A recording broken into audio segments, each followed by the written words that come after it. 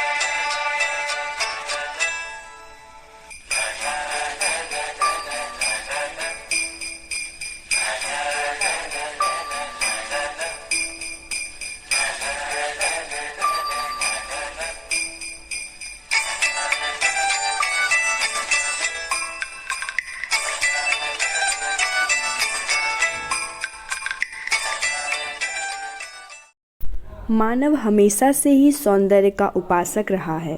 उसने हर प्रकार के सौंदर्य की मुक्त कंठ से प्रशंसा की है। सौंदर्य शब्द वस्तुतः अंग्रेजी शब्द एनेस्थेटिक शब्द का पर्यायवाची है। हिंदी में सौंदर्य शब्द सुंदर की भाववाचक संज्ञा है। सौंदर्य की उत्पत्ति विभिन्न विद्वानों ने दी है। कुछ विद्वानों की व्युत्पत्ति के अनुसार सौंदर्य के विषय में विचार किया गया है। आचार्य रामचंद्र शुक्ल के अनुसार सौंदर्य बाहर की वस्तु नहीं अपितु मन के भीतर की वस्तु है। सुमित्रानंदन पंथ के अनुसार अकेली सुंदरता कल्याणी सकल ऐश्वर्य की खान है।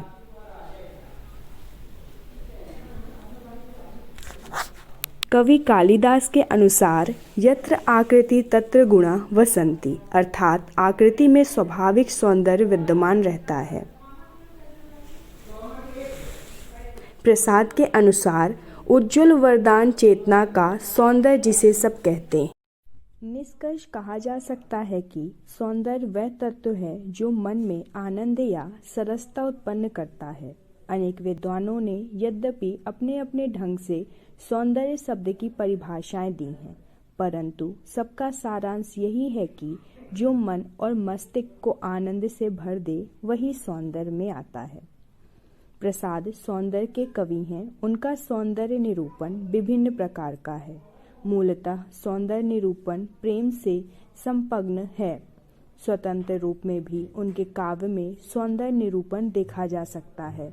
उनके सौंदर्य विधान को दो भागों में बांटा जा सकता है। पहला मानवीय रूप सौंदर्य, दूसरा प्राकृतिक सौंदर्य। मानवीय रूप सौंदर्य, इसके अंतर्गत प्रसाद ने कामायनी में नारी और पुरुष के आंतरिक और बाहरी पक्ष के रूप सौंदर्य का चित्रण किया है। दोनों के चित्रण में प्रसाद का नारी के प्रति विशेष रुझाव स्पष्ट दिखाई देता है। यही कारण है कि मनु की तुलना में श्रद्धा का रूप सौंदर्य वर्णन अधिक सुंदर एवं विस्तार लिए हुए है। मनु के विषय में भी कामायनी रूप सौंदर्य वर्णन संकुचित नहीं है। मनु के शारीरिक सौष्ठव को बड़े विस्तार से अभिव्यक्त किया गया है। मनु की असीम वीरता, शारीरिक गठन तथा शारीरिक क्रांति का उल्लेख बहुत अच्छे ढंग से प्रस्तुत किया गया है। अब यव की दृढ़ मांसपेशियां ऊर्ज स्थिल था वीर अपार, स्फीट सिखाएं स्वस्थ रक्त का होता था जिसमें संचार। मनु के साथ साथ प्रसाद ने मनुपुत्र मानव के भी शारीरिक सौंदर्य का सुंदर वर्णन किया है। मानव को नव किशोर एवं केसरी किशोर कहकर उसके अंग सौष्ठव को कवि की भाषा में इस प्रकार प्रस्तुत किया है। वृक्ष रज्जु वाम में था, दक्षिण त्रिशूल से सोवियत, मानव था साथ उसी के, मुख पर था तेज अपरिमित। पुरुष के अतिरिक्त नारी के सौंदर्य निरूपण में प्रसाद अद्वितीय हैं। नारी के रूप सौंदर्य के चित्रण में कवि की कला दार्शनिक है। श्रद्धा सर्ग में कवि ने श्रद्धा के रूप सौंदर्य का वर्णन बड़े मनोयोग से किया है। श्रद्धा आंतरिक और बाहरी रूप सौंदर्य का ऐसा सुंदर वर्णन छायावादी कवियों में अनंत देखने को नहीं मिलता। हृदय की अनुकृति बाहर उदार, एक लंबी काया उन्मुक्त, मधु पवन कीड़िति जो शिशुसाल, सुशोभित सो सौरभ संयुक्त। कामायनी में श्रद्धा के बाद दूसरी स्त्री पात्र ईड़ा है। श्रद्धा हृदय की प्रतीक है और ईड़ा बुद्धि की प्रतीक है। ईड़ा के सौंदर्य वर्णन का एक उदाहरण। बिखरी अलके ज्यो तर्क जल, वह विश्व मुकुट सा उज्ज्वलतम, शशि खंड सदस्य था स्पष्ट भाल, दो पदुम पलाश चमक से, दृढ़ देने अनुराग विराग का ढाल, गुजरित माधुप से मुकुल सदस्य, आनंद जिसमें भरा गान, वृक्ष स्थल पर एकत्र धरे, संस्कृति से के सब विज्ञान ज्ञान। प्राकृतिक सौंदर्य का वर्णन। प्रसाद सौंदर्य के उपासक थे। उन्होंने मानवीय सौंदर्य के अतिरिक्त प्राकृतिक सौंदर्य का भी वर्णन बड़ी सुंदरता से किया है। उनका मत है कि यह सृष्टि महाचिति से प्रेरित और संचालित है। वे मानते हैं कि प्रकृति और मानव में परस्पर बेजोड़ मेल है तथा मानव प्रकृति से सदैव प्रेरणा लेता है। मानव के मर्यादाहीन होते ही प्रकृति उसे सबक सिखा देती है। कामायनी के चिंता सर्ग में प्रणय का उदाहरण मानव प्रकृति के असंतुलन का ही परिणाम है। जब जब मानव अमर्यादित होगा उसे प्रकृति के आक्रोश का सामना करना पड़ेगा। द्वार बंद कर दो उनको तो अब यहाँ न आने देना, प्रकृति आज उत्पात कर रही, मुझको बस सोने देना। प्रसाद ने कामायनी में प्रकृति के विभिन्न पक्षों का चित्रण किया है। प्रकृति में आलंबन रूप, उद्दीपन रूप का वर्णन कामायनी में मिलता है। इसी तरह प्रकृति का मानवीकरण, रहस्यात्मक रूप, अलंकार रूप, प्रतीकात्मक रूप तथा उद्देश्यात्मक रूप भी देखा जा सकता है। प्रकृति में आलंबन रूप के अंतर्गत कवि ने हिमगिरी, प्रलय, प्रातः, संध्या, रात्रि, कुटीर, नदी आदि का वर्णन किया है। प्रकृति में रम्य और भयानक दोनों रूपों का आशा सर्ग में चित्रण किया है। स्वर्ण शैलियों की कमलें थी, दूर दूर तक फैल रही, शरद इंद्रिका में मदिरा के मानो कोई गैल रही। प्रसाद ने कामायनी में प्राकृतिक सौंदर्य का सुंदर वर्णन किया है। प्रकृति नायक और नायिका के भावों को उद्दीपक भी दिखाई गई है। प्रसाद जी ने प्रकृति के आलंबन रूप को कम चित्रित किया है। वियोग उद्दीपन रूप में प्रकृति वर्णन का एक उदाहरण।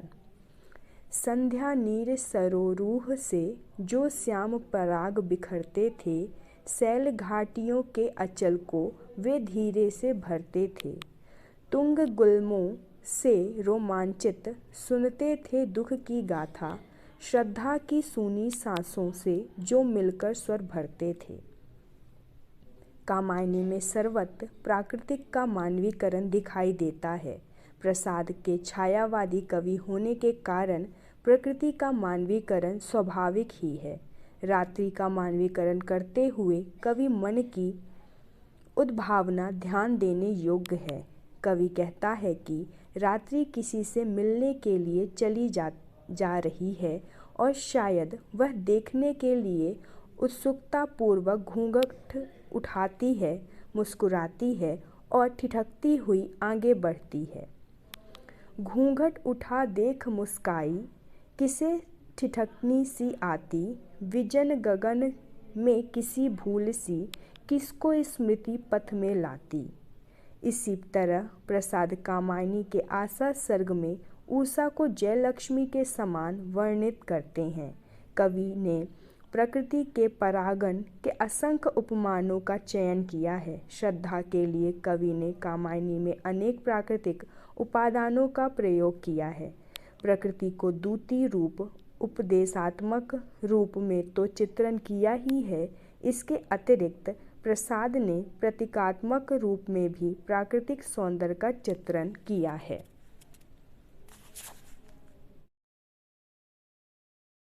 भाव सौंदर्य। कामायनी मात्र एक महाकाव्य ही नहीं अपितु प्रसाद की काव्य कला का सुंदर उदाहरण है। कामायनी में प्रकृति का मानवीकरण तो अभूतपूर्व है ही, कामायनी में अमूर्त भावों को शब्द चित्रों में उतारने की कला भी दिखाई देती है। चिंता, वासना, लज्जा आदि अनेक अमूर्त भाव कामायनी में अभिव्यक्त हैं। कवि चिंता को संपर्णी के समान बताते हैं जो संपूर्ण विश्वरूपी विवर में व्याप्त है। चिंता सर्ग में उनकी इस प्रकार की भाव अभिव्यक्ति देखी जा सकती है। ओरी चिंता की पहली रेखा, अरि विश्ववन की व्याली, ज्वालामुखी विस्फोट के भीषण प्रथम कंध सी मतवाली। यही नहीं, कामायनी में वासना का सुंदर चित्रण हुआ है। इसी तरह उत्साह नामक भाव का भी चित्रण हुआ है।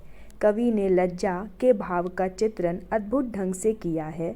लज्जा भाव किसी प्रकार नारी के अप्रत्याशित रूप में अभिव्यक्त होता है, उसका मार्मिक चित्रण है। छूने से हिचक देखने में पलकें आँखों पर झुकती हैं, कलरव परिहास भरी गूंजें अंधेरों तक सहसा रुकती हैं। कामायनी काव्य भाषा का सौंदर्य ग्रंथ कहा जा सकता है।